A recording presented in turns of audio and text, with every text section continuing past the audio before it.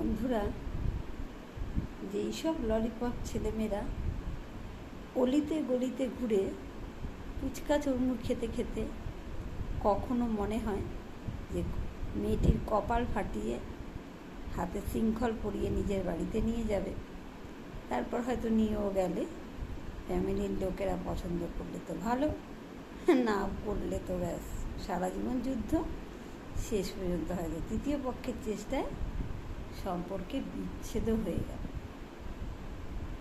ব্যাস ডিভোর্স হয়ে গেল।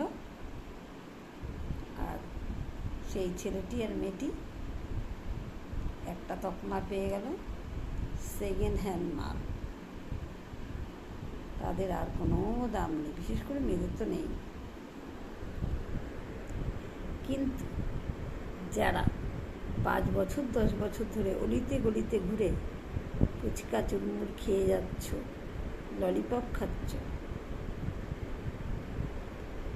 তাদের মধ্যে বিচ্ছেদ হলে তারা কি সেকেন্ড হ্যান্ড মাল হয় না?